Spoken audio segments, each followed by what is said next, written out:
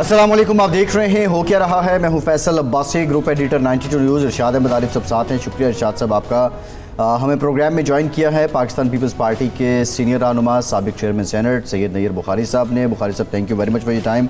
आपसे गुफ्तगू करेंगे जो सबसे बड़ी डेवलपमेंट है, दो साबिक वज़राए आला जो पाकिस्तान तहरीक इंसाफ के थे, उन्होंने PTI को छोड़ दिया है। परवेज़ खटक साहब ने अपना ओहदा छोड़ दिया और उस्मान बुज़दार साहब ने PTI छोड़ दी। PTI के साथ साथ सियासत से भी वक्फ़ा लेने का ऐलान किया है।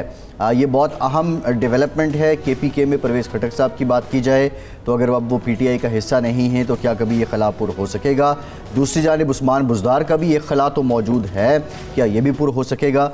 जो तीसरे PTI के वज़ीर आला हैं परवेज़ इलाही साहब, जो गुज़श्ता रोज़ गिरफ़्तार हुए थे एक मुक़दमे में, आज जो मजिस्ट्रेट हैं उन्होंने उनको बरी कर दिया, जबकि दूसरे मुक़दमे में परवेज़ इलाही साहब को गिरफ़्तार कर लिया गया। अब ये लोग जो PTI छोड़ रहे हैं तो उसके बाद हम ये देख रहे हैं कि जहांगीर तरीन ग्रुप भी एक्टिव है और साथ ही साथ पाकिस्तान पीपल्स पार्टी भी एक्टिव है। आसिफ जरदारी साहब के डेरे लाहौर में हैं और काफ़ी बड़ी तादाद में जनूबी पंजाब से बिलखुसूस लोग पाकिस्तान पीपल्स पार्टी का हिस्सा बन रहे हैं। जहांगीर तरीन से भी लोग मुलाकातें कर रहे हैं और अब जहांगीर तरीन साहब की मुलाकात नवाज शरीफ साहब से भी होनी है, ये भी इत्तलात हैं। जबकि आसिफ जरदारी साहब और चौधरी शुजात साहब ने भी सर जोड़ लिए हैं। फार्मूला क्या है, इलेक्शन फार्मूला क्या है, आने वाला जो पावर शेयरिंग फार्मूला है आने वाले टेन्योर्स में वो क्या है, इस पर कुछ मुफस्सल बात करेंगे। लेकिन पाकिस्तान की मईशत की कहानी भी आपको सुनाएंगे। इरशाद साहब, परवेज़ खटक साहब, उस्मान बुज़दार साहब, दो साबिक वज़राए आला एक जमात के, और अब ये दोनों तकरीबन हिस्सा नहीं है PTI का। कितना बड़ा खला है दोनों शख्सियात के जाने से इस जमात के लिए? अच्छा, ये दोनों का जो मामला है बड़ा दिलचस्प है। उस्मान बुज़दार साहब के ख़िलाफ़ बहुत सारे मुकदमात बने लेकिन वो गिरफ़्तार नहीं हुए, उनको ज़मानतें मिलती रहीं और आज वो कोयटा में नमूदार हुए और उन्होंने कहा कि मैं सियासत से दस्तबरदार हो रहा हूँ, सियासत छोड़ रहा हूँ और मेरी वफ़ादारी जो है पाकिस्तान की फ़ौज से है, मैं उनके साथ था और हूँ और आइंदा वफ़ादार रहूँगा। लेकिन परवेज़ खटक साहब का मामला ये है कि परवेज़ खटक साहब रात उन्होंने प्रेस कॉन्फ्रेंस की, असद कैसर साहब उनके साथ बैठे हुए थे, वो बिल्कुल ख़ामोश रहे, कुछ नहीं बोले। लेकिन अभी तक ये इत्तला नहीं है कि परवेज़ खटक साहब की जहाँ खुलासी हुई हो वो बाहर आए हों, क्योंकि उसके बाद से दोनों का कुछ अता पता नहीं। लेकिन वो पार्टी का ओहदा जो सदारत थी खैबर पख्तूनख्वा की वो छोड़ चुके हैं।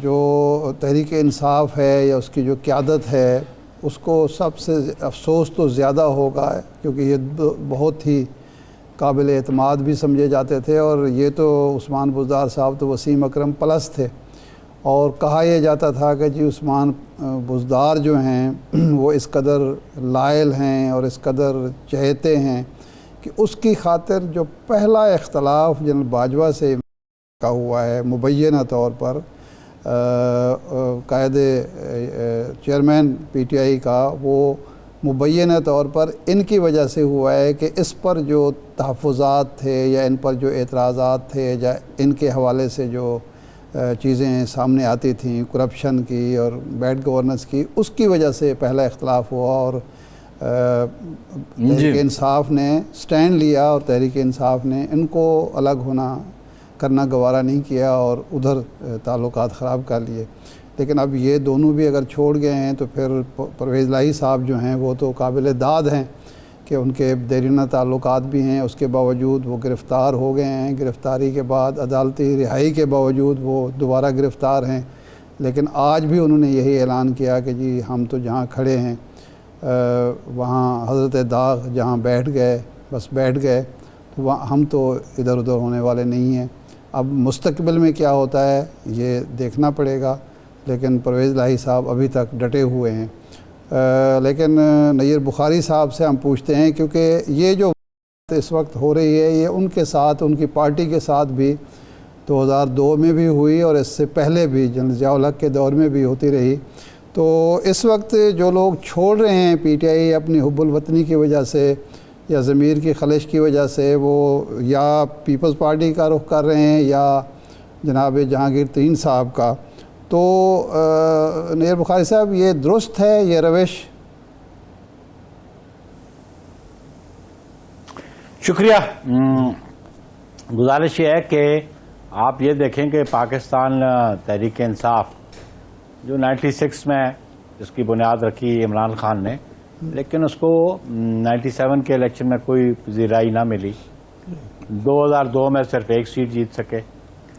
2008 میں وہ الیکشن پروسیس سے باہر تھے، اور 2013 کے الیکشن میں سے قبل 2011 آتا ہے جب ان کو سپورٹ ملتی ہے، ان کو اسٹرینتھن کیا جاتا ہے. اور اس وقت کے جو ISI کے DG تھے اور ان کی انوالومنٹ تھی ان کی جماعت کو اسٹرینتھن کرنے کی، تو وہ آپ دیکھ لیں. اور پھر 2013 کے بعد 2018 کے الیکشنز دیکھ لیں، جنہوں نے ان کو تقویت بخشی، جنہوں نے ان کو قوت بخشی. جب وہ پولیٹیکل ہوئے تو آج جو ان کا اپنا کنڈکٹ جو ٹورڈز ان انسٹیٹیوشنز کے ساتھ تھا تو لوگ مایوس ہوئے. جو پالیٹکس کرتا ہے وہ ہوپ پہ چلتا ہے، وہ ہمیشہ امید پہ چلتا ہے کہ مستقبل نے وہ امید لگا کے رکھتا ہے پولیٹیکل پارٹیز کے ساتھ، پولیٹیکل لیڈرشپ کے ساتھ. تو اب وہ لوگ مایوس ہیں عمران خان سے. ان کی جو 4.25 سال کی پرفارمنس ہے، ان کا کنڈکٹ ٹورڈز اسٹیٹ انسٹیٹیوشنز ہے، یا ان کا جو پرفارمنس ٹورڈز اکانومی ہے، تو لوگ سمجھتے ہیں کہ عمران خان کی مستقبل سیاست جو ہے اس کو عوام کوئی پذیرائی نہیں دیں گے. اور ہمارے لوگ 77 میں بھی ہم سے توڑے گئے. بالکل ذوالفقار علی بھٹو شہید کو جب اریسٹ کیا گیا اس کے بعد بہت ساری جماعتیں توڑ کے بنانے کی کوشش کی گئی. ہاں اس وقت تو بخاری صاحب قطع کلام معاف، اس وقت تو بھٹو صاحب کو جو ٹیلنٹڈ کزن تھے ممتاز بھٹو صاحب بھی پارٹی چھوڑ گئے. جو مذاکرات میں ان کے ساتھ بیٹھے تھے حفیظ پیرزادہ صاحب، بڑے بڑے لوگ بے وفائی کر گئے، چھوڑ گئے پارٹی. نہیں ایک تھوڑی میں وضاحت کر دوں. ممتاز بھٹو صاحب نے پارٹی 77 میں نہیں چھوڑی. ممتاز بھٹو صاحب کا اختلاف آ کے پیپلز پارٹی کے ساتھ وہ چھوڑنے والی بات وہ 80s آنورڈ آئی. یا مصطفیٰ جتوئی نے چھوڑی یا حفیظ پیرزادہ نے چھوڑی، لیکن آغاز میں تو مولانا کوثر نیازی چلے گئے تھے. انہوں نے جماعت جو بالکل مذاکرات پہ بھٹو شہید کے ساتھ بیٹھے تھے، انہوں نے جماعت بنائی. بہرحال یہ پولیٹیکل پروسیس میں لوگ جماعتیں بناتے ہیں، لوگ جماعتوں میں جاتے ہیں، چھوڑ بھی جاتے ہیں. لیکن پاکستان پیپلز پارٹی میں آج اگر لوگ آ رہے ہیں تو یا تو ان کے والدین کی کوئی نہ کوئی وابستگی پیپلز پارٹی کے ساتھ تھی، یا ان کے اپنی وابستگی تھی، اور آج وہ سمجھتے ہیں کہ پیپلز پارٹی کی جو ٹریک ریکارڈ ہے اس ملک میں جمہوریت کے لیے، جمہوری اداروں کے استحکام کے لیے، وہ قوم کے سامنے ہے. تو وہ سمجھتے ہیں کہ ان کی امید ہے کہ پیپلز پارٹی نے پہلے ڈیلیور کیا اور مستقبل میں ڈیلیور کرے گی. اور جو پولیٹیشین ہے آبویسلی اس کا آبجیکٹ کیا ہوتا ہے؟ ایک تو ہے ٹھیک ہے ٹو سرو دی کنٹری اور ٹو سرو دی پیپل، لیکن ایٹ لیسٹ ان کا یہ بھی تو ہوتا ہے کہ how to enter the parliament. تو اس کو نظر آتا ہے آپ درست فرما رہے ہیں. لیکن جب لوگ پارٹی چھوڑتے ہیں تو پھر ان پر لیبر نہیں لگنا چاہیے نا کہ فصلی بٹیرے ہیں، مفاد پرست ہیں، بے ضمیر ہیں، فلاں ہیں، کیونکہ ہیر پھر کے انہوں نے پھر اسی پارٹی میں واپس آنا پڑتا ہے. تو میرا خیال ہے یا تو واقعی سمجھا جائے کہ یہ بے وفائی کرنے والے لوگ ناقابل قبول ہیں، اگر یہ قابل قبول ہیں تو پھر ان پر لیبر بھی نہ لگائے جائیں. میرا خیال ہے کنڈکٹ جو ہے نا وہ زیادہ it speaks louder than action. جو کنڈکٹ ہے جو کنڈکٹ ہے نا وہ پرفارمنس کے علاوہ بھی وہ اس کی زیادہ حیثیت بھی ہوتی ہے. تو اگر کسی کا شیکی کنڈکٹ ہو جائے تو معاشرے میں اس کا وہ عزت اور مقام نہیں رہتا. یہ تو بات طے شدہ ہے نا کہ نہیں؟ بالکل. تو کنڈکٹ جو ہے وہ بڑی اہمیت رکھتا ہے میں سمجھتا ہوں. اگر کوئی چھوڑ کے چلا جاتا ہے جماعت اور پھر ریئلائز کرتا ہے اور پھر اسی جماعت میں واپس آ جاتا ہے تو پھر وہ کم از کم اس کا کانشیس یہ تو اس کو ضرور پک کرتا ہے کہ ہم نے ماضی میں کوئی غلط قدم اٹھایا تھا اور آج اس کی میں اصلاح کر لوں.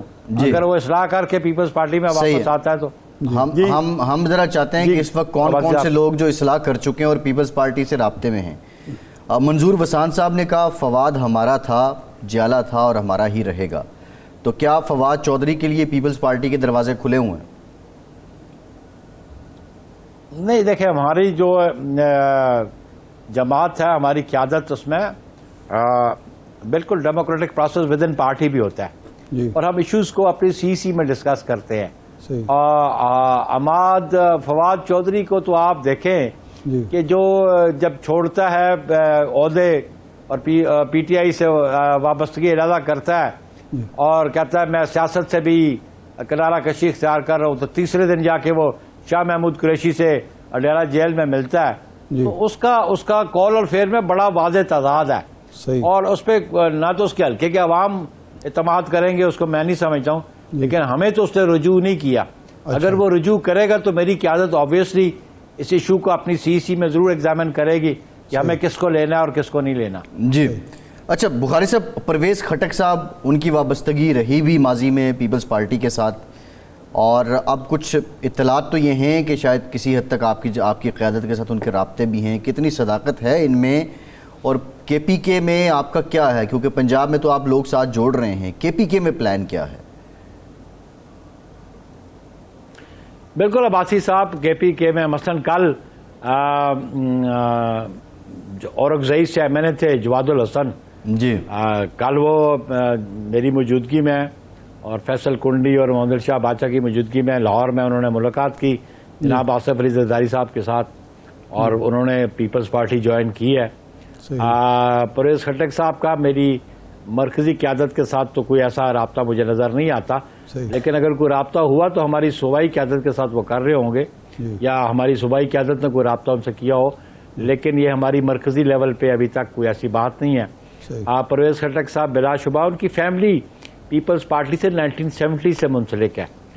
جو پہلے چیف منسٹر تھے KPK کے پرویز خٹک کے کزن تھے نصر اللہ خٹک صاحب، اور پھر پرویز خٹک 1988 سے لے کے آلموسٹ 2002 تک اس سے قبل وہ پیپلز پارٹی کے ٹکٹ پہ الیکشن لڑتے رہے، ہمارے صوبائی وزیر بھی رہے، اور پھر 2013 میں وہ پھر پیپلز پارٹی میں آئے، پریزیڈنسی میں ان کو ایک آفس بھی ملا، لیکن وہ پھر اعلی شیرپاؤ کی جماعت کو چھوڑ کے آئے، پھر وہ PTI میں چلے گئے.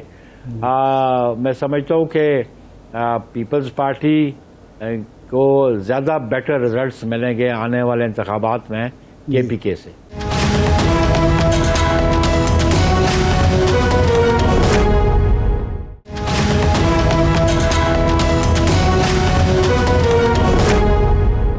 اچھا یہ فرمائیں کہ بطور قانون دان یہ سمجھتے ہیں بعض لوگ جب کہہ رہے ہیں خواجہ آصف صاحب اور رانا ثناء اللہ صاحب کے PTI پر پابندی لگ جانی چاہیے، تو آپ سمجھتے ہیں کہ اتنا مواد موجود ہے کہ اب PTI پر پابندی کے سوا حکومت کے پاس کوئی چارہ کار نہیں ہے؟ میرا خیال ہے کہ اصولی طور پہ until unless کوئی اتنی گریو سچویشن ڈیولپ ہوگی جہاں پہ اس پولیٹیکل پارٹی نے ملک ریاست کے خلاف کام کیا ہو، تو پھر تو بین لگانا یا اس پہ پابندی لگانا وہ تو بہتر بات ہوگی. لیکن ایز اے پولیٹیکل ایکٹیوسٹ میں سمجھتا ہوں کہ کسی پارٹی کو مسترد کرنا یا اس کی حمایت کرنا یہ عوام و ناس کا حق ہے. کوئی بھی اگر ریجیکٹ کرتا ہے یا ایکسیپٹ کرتا ہے، یہ آپشن عوام کے پاس رہنی چاہیے. لیکن اونلی ایکسیپشن از دس کہ اس پولیٹیکل پارٹی کا کنڈکٹ کیا ہے ٹورڈز اسٹیٹ، ریاست کے ساتھ اس کی کیا اس کی کارکردگی رہی، ریاست کے خلاف کام کیا، ریاست کے نظریے کے خلاف کام کیا، تو پھر وہی ایگزامن کرے گا گورنمنٹ. پھر وہ ریفرنس فائل ہوتا ہے، پھر it can be examined by the supreme court. تو میں سمجھتا ہوں کہ اگر پولیٹیکلی کسی کو ایلیمنیٹ کرنا ہے تو یہ اختیار پولیٹیکلی ایلیمنیٹ کرنے کا پہلا اختیار تو عوام الناس کے پاس ہے. صحیح ہے. بھٹو صاحب نے اپنے اقتدار کے دور میں نیب پر پابندی لگائی، ٹی وی پر آ کر اور ریڈیو پر کہا کہ جی ہمارے پاس ثبوت موجود ہیں، وہ جو اسلحہ برآمد ہوا تھا عراقی سفارت خانے سے کہ یہ ملک دشمن جماعت ہے، کیس چلتا رہا. بعد میں بینظیر بھٹو صاحبہ کے دور میں اسی نیب کے جو لوگ تھے، ولی خان صاحب تھے یا دوسرے بزنجو صاحب تھے یا دوسرے لوگ تھے، ان کے ساتھ آپ کا اتحاد رہا، ان پارٹیوں کے ساتھ آپ شریک اقتدار بھی رہے.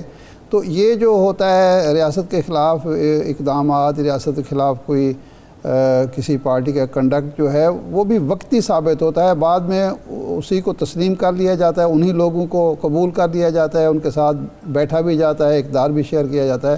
تو یہ بھی تو ایک ہمارے ہاں اس ملک کا ہے ایک سیاسی معاملہ. بالکل. یہ اے این پی پہ نیشنل عوامی پارٹی پہ پابندی لگی، سبسیکوینٹلی وہ پارٹی جو ہے وہ اپنا وجود کھو بیٹھی. جی تو پھر اسی لیے عوامی نیشنل پارٹی کی بنیاد رکھی گئی، اور پھر ایم آر ڈی کی موومنٹ میں یہ لوگ شریک ہوئے، اور پھر پولیٹیکل پروسیس میں شامل رہے. 88 میں الیکشنز بھی انہوں نے کنٹیسٹ کیا، اور یہ پولیٹیکل پروسیس میں پالیٹکس میں پرماننٹ فرینڈز اور پرماننٹ فوز نہیں ہوتے. جی تو آبویسلی جی میں یہ بلیو کرتا ہوں کہ کسی پولیٹیکل پارٹی کو یا فورس کو ایلیمنیٹ کرنے کا یا ایکسیپٹ کرنے کا اختیار بالکل عوام کے پاس رہنا چاہیے، انٹل انلیس کہ وہ ریاست کے مفادات کے خلاف کام نہ کرتی ہو. لیکن بخاری صاحب، آپ کے جو اتحادی ہیں، جس سے ارشاد صاحب بھی بات کر رہے تھے، خواجہ آصف صاحب یا دیگر، وہ بیس بنا رہے ہیں 9 مئی کے واقعات کو، اور وہ کہہ رہے ہیں کہ یہ قانونی گراؤنڈز کافی ہیں. بطور قانون دان بتائیے کہ کیا 9 مئی کے واقعات جو آپ بھی بات کر رہے ہیں کہ ریاست کو چیلنج کرنے کو، ان کو دیکھیں تو پی ٹی آئی نے اتنے گراؤنڈز مہیا کر دیے ہیں کہ اس پہ پابندی لگنی چاہیے؟ دیکھیں، جو انہوں نے 9 مئی کو کیا، اور پھر جو موقف رہا عمران خان کا، اور پھر بڑا اوپنلی ایک سٹیج پہ انہوں نے کہا کہ آغاز میں کہا کہ مجھے گرفتار کیا تو ادھر جو صورتحال ہوگی اس کی ذمہ دار حکومت ہوگی، اور پھر بعد میں کہا کہ غلط ہوا. پھر کہتے ہیں کہ مجھے گرفتار کیا تو جی ایچ کیو کے سامنے نہ جاتے یا توڑ پھوڑ نہ کرتے، یا کور کمانڈر کے گھر پہ نہ جاتے تو اور کیا کرتے. تو میں سمجھتا ہوں کہ اس میں عمران خان کی جو پولیٹیکل پوزیشن ہے ان میں کنسسٹنسی کبھی بھی نہیں رہی، اور وہ خود کنسسٹنسی رکھنا نہیں چاہتے، اور وہ یو ٹرن کو یا وعدہ خلافی کو سمجھتے ہیں کہ یہ اچھی پالیٹکس کا ایک بہتر کرائٹیریا ہے، جسے ہم سمجھتے ہیں کہ یہ بدعیدی کرنا، بد زبانی کرنا اور بے وفائی کرنا یا یو ٹرن لینا، یہ سیاست میں دیر پا نہیں رہتے، اور پھر الٹیمیٹلی اس کا رزلٹ یا اس کا خمیازہ بھگتنا پڑتا ہے. اور وہ اپنا وہ خمیازہ بھگتیں گے، کیونکہ گورنمنٹ کے 2 منسٹر کہہ رہے ہیں تو let them produce that material. اور پھر کنسرن کوارٹرز بالخصوص جو فورمز ہیں وہ اس کو ایگزامن کریں گے. صحیح. اچھا، یہ فرمائیں کہ جہانگیر ترین صاحب کی جو پارٹی بن رہی ہے، یہ اسی طرح کی کنگز پارٹی ہے جس طرح پرویز مشرف کے دور میں آپ کے لوگوں کو توڑ کے مختلف پارٹیوں سے، نون لیگ سے، یا یہ ایک اصولی بنیادوں پر نئی پارٹی ہے اور اس کو خوش آمدید کہنا چاہیے؟ دیکھیں جی، پولیٹیکل پروسیس میں سیاسی جماعتیں بنتی ہیں، لیکن میں یہ سمجھتا ہوں کہ حقیقی سیاسی جماعت وہ ہے جس نے اس ملک میں عوام کو سرو کیا ہو، جس کا کوئی اپنا مینیفیسٹو ہو، جس مینیفیسٹو پہ وہ کاربند رہے، اور پھر اس ملک میں جمہوری اداروں کے لیے اس کی کیا جدوجہد رہی، اس کی کارکردگی کیا رہی. ابھی لیکن ایک بات یہ میں آپ سے عرض کرنا چاہتا ہوں کہ before partition also and even after partition also, establishment کی بنائی ہوئی جماعتیں دیر پا نہیں ہوتی.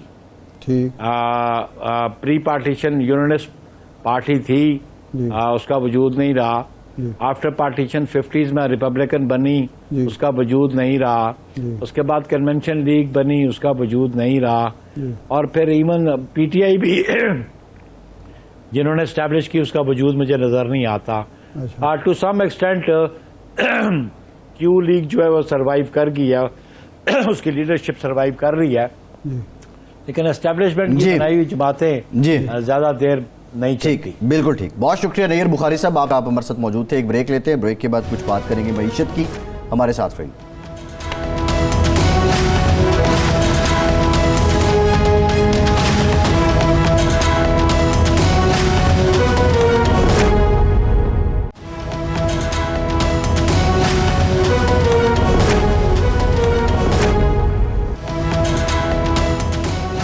بریک کے بعد ایک بار پھر سے آپ کو خوش آمدید کہیں گے. معیشت سے متعلق بھی ہم بات کریں گے. ہم کوشش کریں گے کہ جو پاکستان کی معاشی تجزیہ کار ہیں ان کو پروگرام میں لیں اور ان سے جانیں کہ اب جو حکومت پلان کر رہی ہے کہ بجائے اس کے کہ موجودہ جو پروگرام ہے اس کو جاری رکھا جاتا، اب نئے پروگرام IMF کے نئے پروگرام کی طرف جانا چاہ رہے ہیں، کتنا آسان ہے یا کتنا مشکل ہے، اس کے اثرات کیا ہوں گے، اس پر بھی ہم بات کریں گے. لیکن ارشاد صاحب، بات ہم کر رہے تھے وزرائے اعلیٰ کی. 3 کا ہم نے ذکر کیا جو پاکستان تحریک انصاف کے تھے، خٹک صاحب، پرویز خٹک صاحب، عثمان بزدار صاحب اینڈ پرویز الہی صاحب بھی. ظاہر اس وقت ان کی اپنی جماعت تھی لیکن سیٹیں تو سارا تعاون PTI کا تھا. محمود خان صاحب بھی اب منظر پر نہیں ہیں، وہ پتہ نہیں کب سامنے آتے ہیں. لیکن یہ جو خٹک صاحب ہیں، آپ سمجھتے ہیں کہ ان کے لیے اب سوٹیبل، اگر یہ PTI چھوڑتے ہیں تو یہ پیپلز پارٹی ہی بنتی ہے؟ دیکھیں، اصل میں ایک ہوتی ہے ارینجمنٹ اور ایک ہوتی ہے عوام کی رائے یا عوام کی مرضی یا عوام کا جو مینڈیٹ ہوتا ہے. ابھی الیکشن 4-5 مہینے رہتے ہیں. جو تو کانسٹیٹوئنسی لیڈر ہے، جس طرح پرویز خٹک ہیں، جس طرح چودھری پرویز الہی صاحب ہیں، جس طرح باقی لوگ ہیں، انہوں نے تو بہرحال یہ دیکھنا ہے کہ کانسٹیٹوئنسی کی مرضی کیا ہے، پبلک کا موڈ کیا ہے، اور کس طریقے سے میں دوبارہ اسمبلی میں پہنچ سکتا ہوں اور پھر اسمبلی میں پہنچ کر ہی اقتدار میں آ سکتا ہوں. تو جن لوگوں کی کانسٹیٹوئنسی نہیں ہے ان کے لیے بڑی آسانی ہوتی ہے اپنی رائے تبدیل کرنا یا اپنی پوزیشن تبدیل کرنا یا اپنی پارٹی تبدیل کرنا. جو مثلا آپ دیکھیں ٹیکنوکریٹ ہوتے ہیں، ایک پارٹی کی حکومت میں ہوتے ہیں، اگلے دن دوسری پارٹی میں بیٹھے ہوتے ہیں، تیسرے دن تیسری پارٹی میں بیٹھے ہوتے ہیں، ان کو کوئی مسئلہ نہیں ہوتا. لیکن جو لوگ کانسٹیٹوئنسی کے لوگ ہوتے ہیں وہ پھر دیکھ رہے ہوتے ہیں کہ میرے حلقے، اگر میں مثلا پارٹی چھوڑتا ہوں فوری طور پر، تو اس کے نتیجے میں میرے ووٹر کا، میرے سپورٹر کا، میرے حلقے کے عوام کا رد عمل کیا ہوگا، کیا میں سسٹین کر پاؤں گا یا نہیں. یہ چیز میٹر کرتی ہے کانسٹیٹوئنسی لیڈرز کے لیے. تو پرویز خٹک صاحب بھی یقیناً اسی بنیاد پر ہی کل انہوں نے جب اعلان کیا تو وہ اسی طرح کا مبہم اعلان تھا جس طرح اسد کیسر صاحب نے کیا تھا کہ پارٹی نہیں چھوڑی اور اسد عمر صاحب نے چھوڑ دیا. اسد عمر صاحب، اسد کیسر صاحب تو خاموش رہے نا، اسد عمر صاحب نے یہ کیا تھا. وہ ارشاد صاحب، ہم اس پہ ذرا آگے چل کے بھی بات کرتے ہیں. اسد صاحب کی نسبت پرویز خٹک صاحب پہ ذمہ داری زیادہ بھی بنتی ہے، خاندانی سیاست، پھر ایک مستقل حلقہ، وہ سارے معاملات، اس پہ ذرا ہم بات کریں گے. کچھ معیشت سے متعلق بات کرتے ہیں. پاکستان کے سابق وزیر خزانہ اور مائناز معیشت دان ڈاکٹر حفیظ پاشا صاحب نے ہمیں جوائن کیا ہے. ڈاکٹر صاحب، thank you very much for your time. Doctor صاحب، اب اطلاعات یہ آ رہی ہیں کہ جو IMF کے ساتھ اب بجائے اس کے کہ اس پروگرام کو جاری رکھا جاتا، نیا پروگرام شروع کیا جائے گا 1-2 مہینے بعد. کیا IMF کا اعتماد نئے پروگرام کے لیے موجودہ حکومت یا پاکستان بحال کر لے گا یا یہ اس سے کئی گنا زیادہ مشکل کام ہوگا؟ بسم اللہ الرحمن الرحیم. دیکھیے، آپ نے میرے خیال سے تھوڑی جلدی سے بات کر دی ہے. دیکھیے، ابھی 1 مہینہ موجود ہے. IMF نے جو سٹیٹمنٹ دیا ہے، پرائم منسٹر صاحب کی بھی جو بات چیت ہوئی MD سے IMF کے، اس کے بعد انہوں نے 2-3 شرائط رکھے ہیں ایک لحاظ سے جو کہ مناسب ہے. پروگرام کے تحت شرائط تو ہوتے ہی ہیں، اور سب سے اہم شرائط اس وقت شارٹ رن میں یہ ہے کہ بجٹ جو آئے وہ مناسب ہو، اور جو پروگرام میں اگریمنٹ ہوا ہے کہ کس طرح ہمیں آگے بڑھنا ہے آپ کے ٹیکسیشن اور ایکسپینڈیچر پالیسیز وغیرہ کے لحاظ سے، اس سے کنسسٹنٹ ہو. انہیں شاید تھوڑا سا خطرہ یقیناً اس بات کا ہوگا کہ حکومت کے پاس اب تقریباً 10 ہفتے رہ گئے ہیں ان کے ٹینیور ختم ہونے کے لیے، الیکشن کی طرف جانا ہی ہے. تو اس کے نتیجے میں شاید الیکشن ایئر بجٹ نہ لے آئیں جس طرح 2017-18 میں لے آئے تھے. تو اس لیے شاید یہ بات ہو رہی ہے. اب دیکھیے کیا ہوتا ہے اگلے کچھ ہفتوں میں. اب آپ نے بات کی کہ نئے پروگرام کی طرف جانا چاہتی ہے حکومت. دیکھیے، حکومت کی آنے والے دنوں میں ان کے پاس یہ حیثیت نہیں ہوگی کہ وہ नया प्रोग्राम 3 साल के प्रोग्राम पर बात करें, इसलिए कि उनका टेन्योर जो है जी वो 10 हफ्ते का रह गया है। ठीक तो इसलिए ये एक बहुत सीरियस प्रॉब्लम पैदा होने वाला है जी कि अगर हमें IMF की छतरी की बहुत जरूरत है जी तो IMF से कौन बात करेगा? क्या जी। केयरटेकर गवर्नमेंट के पास तो ये सलाहियत ना उनके पास ये पावर्स होते हैं जी कि वो एक नए 3 साल के प्रोग्राम पे बात करें। उनकी रिस्पॉन्सिबिलिटी सिर्फ इलेक्शंस करवाने की होती है। जी तो किस तरह ये मसला हल होगा, ये बहुत अहम इशू है। इस पर मेरे ख्याल से गौर करना बहुत जरूरी है और इसके लिए सारी सियासी ताकतों को मिलकर सोचना पड़ेगा, एक कंसेंसस डेवलप करें ऑन लॉन्ग टर्म पॉलिसीज, तो फिर IMF किसी से भी बात करने के लिए तैयार हो जाए।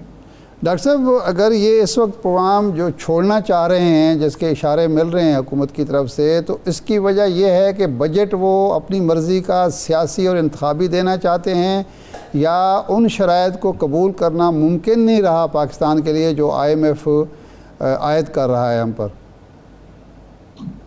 देखिए, मुझे तो वाज़ेह तौर पर अभी तक ये इशारा नहीं मिला है कि हुकूमत हटना चाहती है। जी और अभी तक जो हमारे जो फाइनेंस की लीडरशिप है जी उन्होंने जिस तरह की बात की है, सिर्फ ये भी कहा है कि अगर आगे नहीं बढ़ सकते और IMF का प्रोग्राम जून 30 को खत्म हो जाता है तो हमें प्लान बी तैयार करना पड़ेगा। और वो प्लान बी जो इस हुकूमत को तैयार करना है वो यकीनन शॉर्ट टर्म होगा, जिसे कहते हैं, जिस तरह मैंने पहले कहा था, 10 हफ्तों के लिए गुजारा हो जाए। ठीक है, तो आप ये समझते हैं कि अगर IMF का ये 9th रिव्यू नहीं होता, ये प्रोग्राम नहीं चलता, तो इसके बावजूद हुकूमत में ये सलाहियत है कि वो अगले 10 हफ्ते या जितना वो 13 अगस्त तक उन्होंने रहना है वो उसका इंतज़ाम कर सकते हैं, और अगली जो केयरटेकर गवर्नमेंट होगी, अब ये उसका दर्द सर होगा कि वो जो क्या करती है, ये अपने ज़िम्मेदारियों से ओहदा बरा हो जाएंगे 10 हफ्तों के लिए। यही तो सवाल है कि पाकिस्तान के लिए ये आने वाला वक्त बहुत ही मुश्किल है, इसलिए कि तब्दीली आ रही है, हुकूमत में इलेक्शंस होने हैं आइन के तहत 5 साल के बाद, और हमारे जो मिनिस्टर्स हैं उन्होंने कहा है कि हम इंशाल्लाह इलेक्शंस मुनासिब वक्त पे एज पर दी कॉन्स्टिट्यूशन करेंगे। तो अब सवाल ये पैदा होता है कि इस इंटरम पीरियड में क्या होगा। तो इस बात पे मेरा तो ख्याल ये है कि अगर हालात अच्छे होते सियासी तौर पर तो अगले जो 1 महीना है उसमें और कुछ दिनों के बाद IMF प्रोग्राम के ख़त्म होने के बावजूद अगर एक टेबल पे बैठते हमारे सारे मेजर पॉलिटिकल जो फोर्सेस हैं और एक agenda of economic action plan बनाते और उसमें वाज़ेह तौर पर रिफॉर्म्स क्या करने हैं एक तरह से पेश करते, एग्रीमेंट होता, तो फिर IMF के साथ बातचीत करने की गुंजाइश पैदा हो जाती बावजूद केयरटेकर गवर्नमेंट के। जी, तो ये बहुत ज़रूरी है। अच्छा डॉक्टर साहब, अब मामला ये है कि हमारे जो ज़र मुबादला के ज़खायर हैं वो बतदरीज कम ही हो रहे हैं। कुछ मईशतदान ये कहते हैं कि IMF का ये जायज़ा प्रोग्राम अगर ना आया या हम नए प्रोग्राम में नहीं गए तो जो फ़ंड या ग्रांट्स हमें आनी हैं वो नहीं आएंगी और हमारा डिफ़ॉल्ट का ख़दशा बढ़ जाएगा। अगले 10 हफ्ते या 12 हफ्ते आप क्या समझते हैं कि पाकिस्तान के पास इतने रिज़र्व हैं कि हम डिफ़ॉल्ट नहीं करेंगे? बात दरअसल ये है कि सबसे पहले तो जो सख्ती हम ले आए थे दरामदात में उसको और सख्त करना पड़ेगा, इसलिए कि कोई गुंजाइश नहीं है कि आने वाले दिनों में 2.5 महीने में तिजारती खसारा फिर से पैदा होना शुरू हो जाए।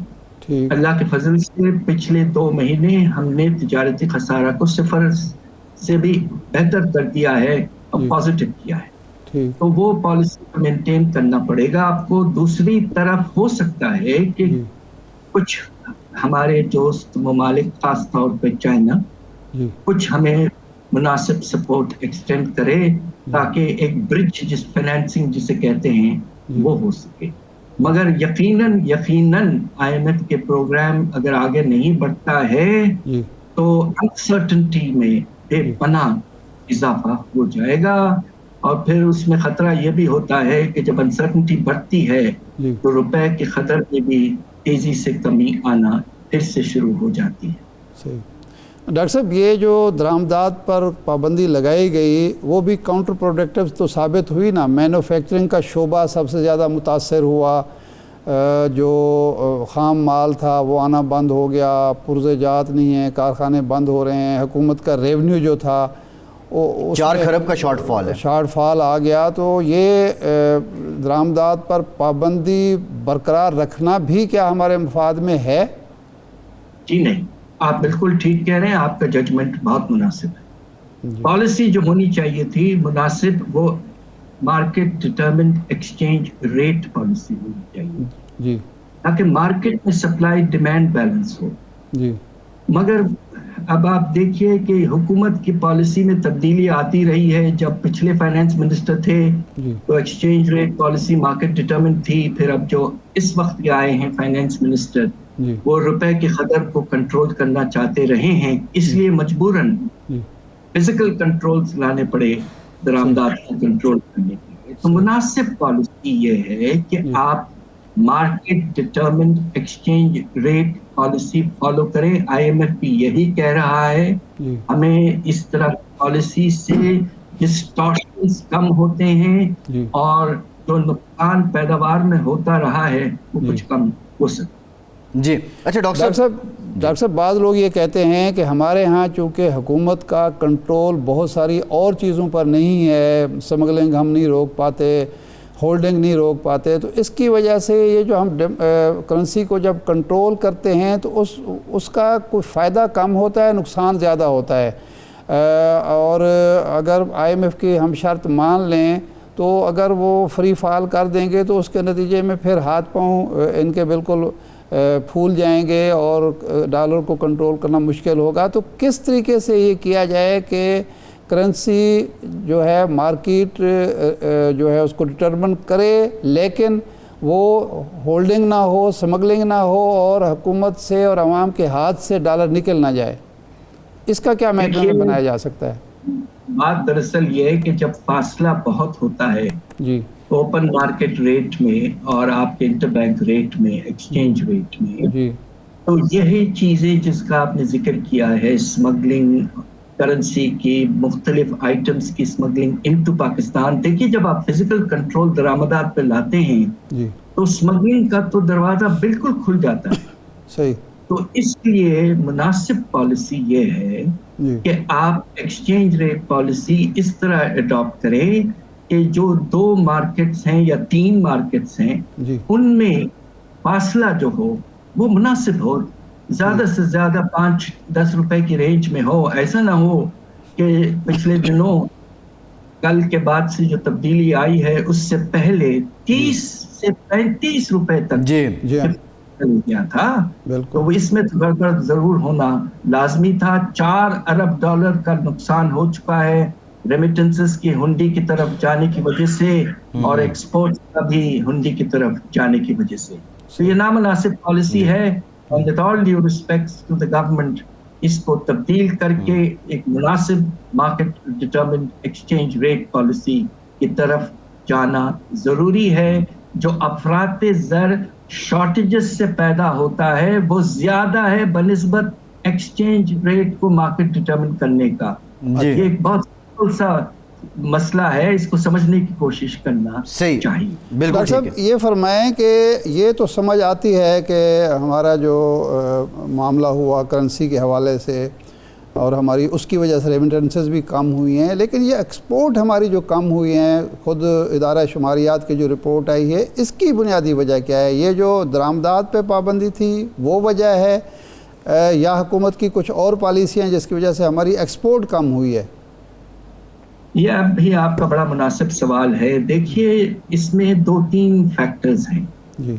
एक तो ये कि ग्लोबल मार्केट्स जो हैं उनमें थोड़ी सी अब रिसेशन आ चुकी है जी। اور آپ دیکھ رہے ہیں کہ قیمتوں میں کچھ کمی آ رہی ہے اور ہمارے ٹیکسٹائل ایکسپورٹس کی قیمتوں میں نمایاں طور پر کمی آئی ہے. جی ٹھیک، بہت شکریہ ڈاکٹر حفیظ پاشا صاحب، آپ کے وقت کا بہت آپ ہمارے ساتھ موجود تھے. ارشاد صاحب بریک لیتے ہیں، بریک کے بعد مزید بات کرتے ہیں.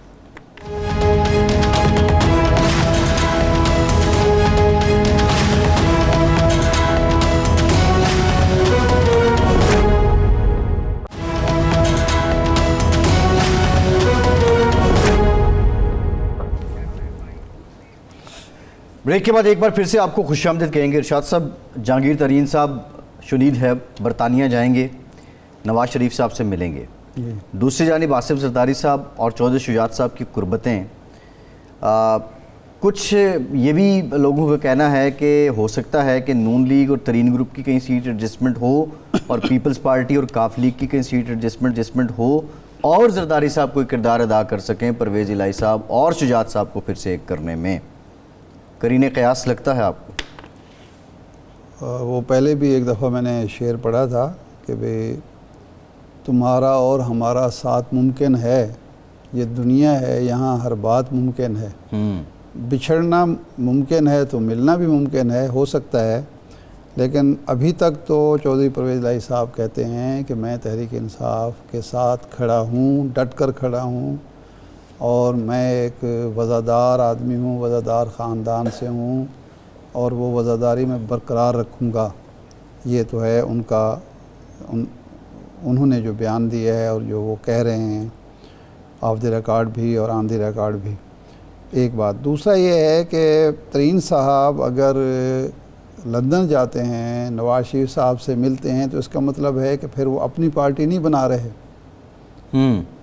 یا تو وہ پھر اپنے لیے گنجائش پیدا کرنا چاہتے ہیں اور اپنے گروپ کے لیے مسلم لیگ نون میں، یا پھر اگر وہ زرداری صاحب سے ملے ہیں یا ملتے ہیں تو اس کا مطلب ہے کہ وہ ان کا جو حلقہ احباب ہے، جو لوگ ان کے ساتھ آ رہے ہیں، وہ نئی پارٹی کی آپشن کو قابل قبول، قابل عمل نہیں سمجھ رہے. اس لیے وہ سمجھتے ہیں کہ آپ ان دونوں پارٹیز سے بات کریں اور اپنے لیے جگہ پیدا کریں تاکہ ہم اگلا الیکشن جیت بھی سکیں. کیونکہ ہم کس بیانیے پر الیکشن میں جائیں گے؟ ایک بیانیہ نون لیگ کے پاس ہوگا، مسلم لیگ نون کے پاس ہوگا، ایک پیپلز پارٹی کے پاس ہوگا، ایک جو رہی صحیح بچی کھچی تحریک انصاف ہوگی اس کے پاس ہوگا. تو ہم ان تینوں طاقتوں کے مقابلے میں کس بیانیے پر جائیں گے؟ ایک سوال تو ہے نا، ہمارے پاس کیا بیانیہ ہوگا؟ تو ایک بات یہ ہے سوال. دوسرا جو ان کا حلقہ ہے، یعنی جو لوگ اب پارٹی میں آ رہے ہیں، وہ بھی تو کچھ مشورے دے رہے ہوں گے نا جی، کہ ہمیں الیکشن لڑنا ہے، کس اسٹریٹجی کے ساتھ لڑنا ہے. اگر تو لیکن ارشاد صاحب اس میں ایک پہلو اور بھی ہے. جی، جو جولائی کے الیکشن تھے اس نے یہ ثابت کیا کہ نون لیگ کا ووٹر کسی اور جماعت سے آئے ہوئے شخص کو ووٹ نہیں دے گا. نہیں، یہ بھی ایک پہلو، یہ بھی ڈسکشن ہوگی نا، ڈسکشن ہوگی. لیکن سوال یہ ہے کہ مسلم لیگ نون کے پاس بھی تو یہ کہنا بڑا آسان ہے کہ جی ہمارے پاس تو بہت زیادہ الیکٹیبلز ہیں، لیکن اگر پی ڈی ایم ایک پلیٹ فارم پر الیکشن نہیں لڑتی اور ایک بیانیہ لے کر نہیں نکلتی تو ان کا آپس کی تقسیم کا بھی فائدہ بھی تو تحریک انصاف اٹھا سکتی ہے. کیونکہ ووٹر کو تو ذہن میں رکھنا ہے نا، جیسے تیسے بھی الیکشن ہوں گے لیکن ووٹر کی ایک اہمیت تو ہر الیکشن میں ہوتی ہے. جی اچھا، ایک چیز. دوسری یہ ہے کہ کیا جہانگیر ترین گروپ، جہانگیر ترین صاحب کے ساتھ شریک ہونے والے لوگ جو ہیں، وہ الگ پارٹی اگر بنتی ہے، جہانگیر ترین صاحب اس کے سربراہ بنتے ہیں، تو ان کی کمپین کون چلائے گا؟ مسلم لیگ نون کے پاس اگر میاں نواز شریف صاحب آ جاتے ہیں تو وہ کمپینر ہیں، نہیں تو مریم نواز ہیں، تو مریم نواز موجود ہیں. پیپلز پارٹی کے پاس بلاول بھٹو موجود ہیں. ٹھیک ہے نا جی. تو جہانگیر ترین گروپ جو ہے وہ جوڑ توڑ میں، یعنی آپ کہہ رہے ہیں کہ وہ ایک پریشر گروپ تک رہیں گے. ایک سیاسی جماعت کے طور پر تو آپ کے پاس کمپینر ہونا چاہیے بڑا، جس کی لوگ بات سننے کے لیے اکٹھے ہوں، کوئی کراؤڈ پولر ہونا چاہیے، کوئی نیریٹو ہونا چاہیے۔ سیاسی جماعتیں دیکھیں نا، سیاسی جماعتیں اتنی زیادہ بنی، ایک دفعہ ایسے لگتا تھا کہ جب حامد اسد چٹھا صاحب اور یہ لوگ 93 میں آئے تھے تو ایسا لگتا تھا بڑی جماعت بن گئی ہے، لیکن کوئی کمپینر ہی نہیں تھا، وہ ٹھوس ہو گیا سارا کام۔ اچھا، اسی طرح مختلف جو تجربے ہوتے رہے ہیں، یہ جو نیر بخاری صاحب بھی حوالہ دے رہے تھے جن جماعتوں کا، کہ جب ایوب خان ایسے لگتا تھا کہ کنونشن لیگ کے مقابلے میں کوئی جماعت ہی نہیں ہے، لیکن جو ہی ایوب خان نے اقتدار اور سیاست چھوڑی اس کے بعد تو اتنی بڑی پارٹی، سب سے بڑی پارٹی جو تھی ملک کی، وہ بالکل اس طرح تحلیل ہو گئی جس طرح پانی میں بتاشا تحلیل ہوتا ہے۔ ارشاد صاحب، کاف لیگ اور پیپلز پارٹی، ان کی اگر سیٹ ایڈجسٹمنٹ ہوتی ہے، آپ سمجھتے ہیں وہ بنسبت اس کے P T I and P M L N and Jahangir Tareen, اس کی نسبت یہ زیادہ کوئی ہیلدی قسم کا سلسلہ ہوگا؟ دیکھیں، مسلم لیگ کاف جو ہے وہ اس کے لیے تو ون ون سچویشن ہوگی، والیوم نہیں ہے پیپلز پارٹی کے ساتھ ان کا اتحاد ہو جائے یا مسلم لیگ نون کے ساتھ ہو جائے، ان کے لیے تو وہ لوز کچھ بھی نہیں کریں گے، کیونکہ الگ الیکشن لڑنا مسلم لیگ کاف کے لیے کوئی آسان کام نہیں ہے اس محاذ آرائی کے دور میں، اس قدر جس وقت تقسیم ہوئی ہے سیاست۔ تو ان کے لیے تو دونوں، میرا خیال ہے میاں نواز شریف صاحب کو بھی کوئی اعتراض نہیں ہوگا اور زرداری صاحب کو بھی کوئی اعتراض نہیں ہوگا۔ کمفرٹیبل شاید شجاعت صاحب جو ہیں وہ زرداری صاحب کے ساتھ زیادہ ہوں، جی، پیپلز پارٹی کے ساتھ زیادہ ہوں، تو کیونکہ پہلے بھی وہ اقتدار میں شریک ہو چکے ہیں، تو ان کے لیے تو کوئی بڑا ایشو نہیں ہے۔ اصل ایشو ہوگا جو لوگ جہانگیر ترین صاحب کے گروپ کو جوائن کریں گے پی ٹی آئی چھوڑ کر، ان کے لیے ہوگا کہ جی جہانگیر ترین صاحب کس طرح پرفارم کرتے ہیں اور کس طرح الیکشن کے میدان میں اترتے ہیں۔ اگر ان کی آپس میں سیٹ ایڈجسٹمنٹ ہو جاتی ہے، پیپلز پارٹی کی مسلم لیگ نون کے ساتھ، مسلم لیگ نون کی جہانگیر ترین گروپ کے ساتھ، جہانگیر ترین گروپ کی فضل الرحمان صاحب اور کاف لیگ کے ساتھ، تو پھر یہ آسانی ہوگی۔ جی بالکل ٹھیک ہے، بالکل ٹھیک ہے۔ ارشاد صاحب، پروگرام کا ٹائم ختم ہو گیا، آپ کا آج کے پروگرام سے اتنے ہی اجازت دیجیے۔